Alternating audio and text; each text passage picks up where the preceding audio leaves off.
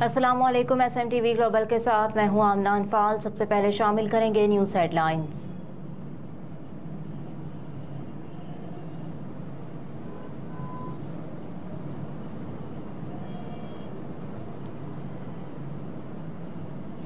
Sweden में Pakistani embassy के बाहर कुरान मजीद की बेहुरमती की गई।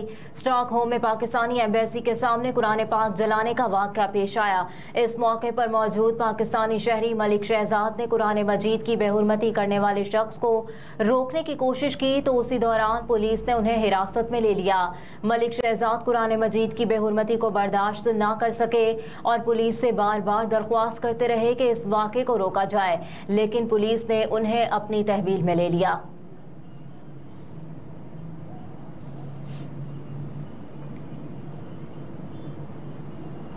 इस्लामाबाद हाई कोर्ट ने तोशाखाना केस में चेयरमैन PTI इमरान खान की सजा मुअत्तल कर दी। गुज़िश्ता रोज इस्लामाबाद हाई कोर्ट ने चेयरमैन तहरीक इंसाफ इमरान खान की सजा मुअत्तली की दरख्वास्त पर फरीकेन के दलाइल सुनने के बाद फैसला महफूज कर लिया था। इस्लामाबाद हाई कोर्ट के चीफ जस्टिस ने मुख्तसर फैसला सुनाया और चेयरमैन तहरीक इंसाफ की तोशाखाना केस में सजा मुअत्तली की दरख्वास्त मंजूर की। अदालत ने चेयरमैन तहरीक इंसाफ इमरान खान को जमानत पर रिहा करने का हुक्म दिया। गुज़िश्ता समात के अहवाल के बारे में बताएं तो इमरान खान की जानिब से तोशाखाना केस में ट्रायल कोर्ट की सजा के खिलाफ दरख्वास्त पर समात chief justice Islamabad high court Aamir Farooq और जस्टिस तारिक जहांगीरी की सरबराही में 2 रुकनी बेंच ने की। समात के मौके पर इलेक्शन कमीशन के वकील ने कहा कि ये करप्ट प्रैक्टिसेस का केस है। चेयरमैन तहरीक इंसाफ आइफ 44 में से सिर्फ 4 समातों पर अदालत आए। इनकी ये दलील मान भी लें कि सेशन कोर्ट ट्रायल की मजाज नहीं तो मजिस्ट्रेट की स्क्रूटनी के बाद ट्रायल तो सेशन कोर्ट नहीं करना था।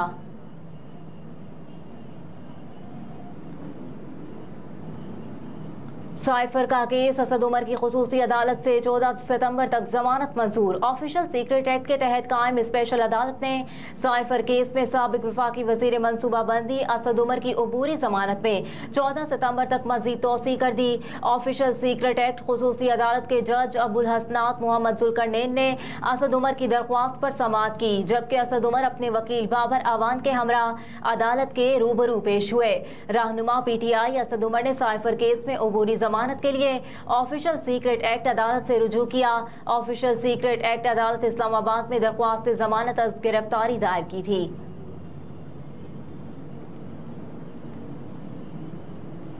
चीनी की कीमतों में होशरुबा इजाफा। चीनी की कीमत भी आसमान से बातें करने लगी। कोयटा में चीनी की फी किलो कीमत में 10 रुपए इजाफा हो गया।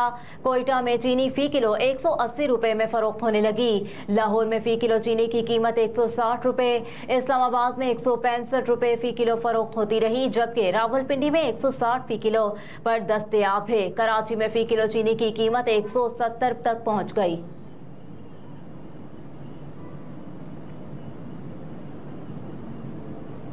ATC ने ईमान मजारी का 3 रोज़ा जिस्मानी रिमांड दे दिया। इंसदादी दहशतगर्दी की अदालत ने तहरीक इंसाफ की साबिक रहनुमा डॉक्टर शीरी मजारी की बेटी ईमान मजारी को 3 रोज़ा जिस्मानी रिमांड पर पुलिस के हवाले कर दिया।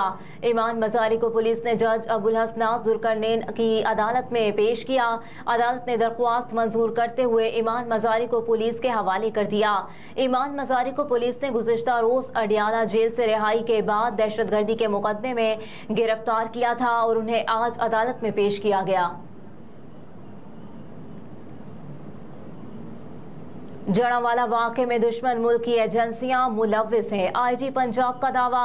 Inspector general of police Punjab doctor Usman Anwar ने दावा किया कि जड़ावाला वाक़े के पीछे गैर मुल्की एजेंसियों का हाथ है। वाक़े के ताने बाने दुश्मन मुल्क की खुफिया एजेंसी से मिलते हैं। मुसलमानों को मसीही बरादरी से लड़ाने की सोची समझी साजिश की गई। प्रेस कॉन्फ्रेंस करते हुए IG पंजाब ने कहा कि जड़ावाला वाक़े के दुश्मन एजेंसियों से रवाबित थे। उन्होंने कहा कि पुलिस ने 3 अहम मरकजी मुल्जिमान के साथ दीगर 180 अफराद गिरफ्तार किए हैं। मोबाइल फोन से पता चला कि तमाम चीजें साजिश से लिंक हैं। जब हमने टेलीफोन बरामद किए तो शवाहिद मिले। तमाम वाकयात पाकिस्तान के खिलाफ एक साजिश है। डॉक्टर उस्मान अनवर ने कहा कि हम पहले ही कह चुके हैं कि मुसलमानों और ईसाइयों के दरमियान दरार पैदा करने की कोशिश की जा रही है। साजिश सरगोदा के वाक़े से शुरू की गई थी। सरगोदा में कुरान पाक की बेहुरमती के वाक़े पर बात करते हुए IG पंजाब ने कहा कि पुलिस ने वाक़े में मुलविस 3 मुल्जिमान को गिरफ्तार कर लिया। आईजी पंजाब ने यकीन दिलाया कि ऐसे वाकयात दोबारा नहीं होंगे, क्योंकि कानून नाफिज करने वाले इदारों ने कुरान की बेहुरमती में मुलविस नेटवर्क को खत्म कर दिया है। मुस्लिम कम्युनिटी पर जोर देते हुए आईजी पंजाब ने इनसे कहा कि वो कानून को अपने हाथ में लेने से गुरेज करें। मजीद बोले कि इस अज़्म का इजहार किया कि दुश्मन की मदद करने वाले अनासिर को इंसाफ के कटहरे में लाया जाएगा और उन्हें सख्त कानूनी सजाओं का सामना करना पड़ेगा।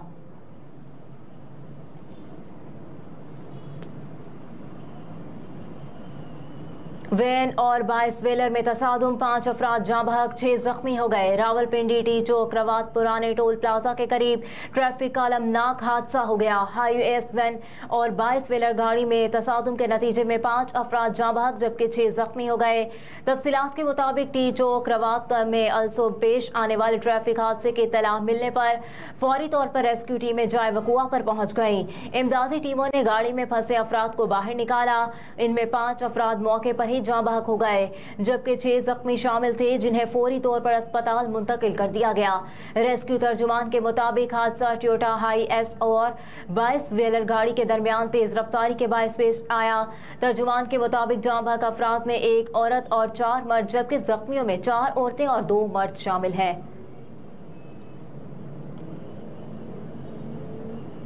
एशिया कप के मैदान कल सजेगा। पाकिस्तान और नेपाल की टीमें इफ्तिताही मैच खेलेंगी।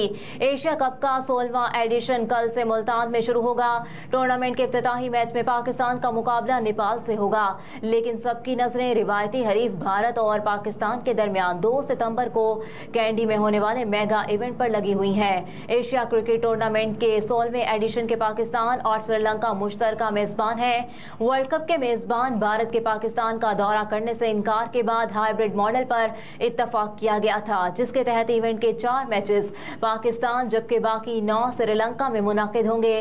फाइनल 17 सितंबर को कोलंबो में होगा। एशिया कप क्रिकेट कप 30 अगस्त से 17 सितंबर तक पाकिस्तान और श्रीलंका में खेला जाएगा। टूर्नामेंट में शामिल 6 टीमों को 2 ग्रुप्स में तकसीम कर दिया गया। ग्रुप ए में पाकिस्तान, भारत और नेपाल की टीमों के दरमियान मुकाबला होगा, जबकि ग्रुप में दिफाई चैंपियन श्रीलंका, बांग्लादेश और अफगानिस्तान की टीमों में जोड़ पड़ेगा। ग्रुप स्टेज में हर टीम 2 मैच खेलेगी।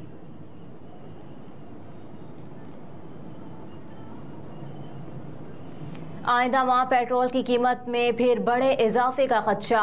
अगस्त 2023 से डॉलर की कदर में इजाफे से शरह मुबादले में 12 रुपए का फर्क पड़ा और इसके साथ ही बैनुल अक़वामी मंडियों में पेट्रोलियम मसनूआत की कीमतें भी बढ़ रही हैं। तवक्को है कि oil and gas regulatory authority 1 सितंबर से शुरू होने वाले महीने में आइंदा 15 दिन के लिए पेट्रोल के निर्ख में 12 रुपए फी लीटर और डीजल की कीमत में 14.83 रुपए फी लीटर इजाफा तजवीज़ करेगी।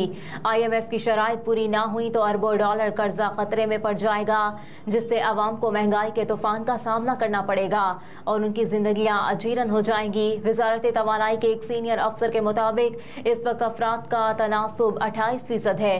ताहम निगरान हुकूमत बिजली के ज़ायद बिलों पर मुल्क की शदीद रद्द अमल और एहतजाज के बायस दबाव का शिकार है। और वर्ल्ड एथलेटिक्स चैंपियनशिप में सिल्वर मेडल जीतने वाले अरशद नदीम का वतन वापसी पर शानदार इस्तकबाल। ज्वलन थ्रोवर ओलंपियन अरशद नदीम का लाहौर के अलामा इकबाल एयरपोर्ट पर शानदार इस्तकबाल किया गया। स्पोर्ट्स बोर्ड पंजाब और पाकिस्तान स्पोर्ट्स बोर्ड हुकाम ने अरशद नदीम का इस्तकबाल किया। इस मौके पर गुफ्तगू करते हुए अरशद नदीम ने कहा कि तमाम दोस्तों का शुक्रगुजार हूँ। हुकूमत से दरख्वास्त है कि बैनुल अक़वामी सतह की सहूलतें और कोच मुहैया करे। सहूलतें होंगी तो बेहतर परफॉर्म कर सकूंगा। मजीद कहा कि मेरी भारत के एथलीट नीरज चोपड़ा से अच्छी दोस्ती है। हेडलाइंस आपने मुलाहिजा की। न्यूज़ स्टूडियो से फिलवक्त इतना ही। आप देखते रहिए SMTV ग्लोबल।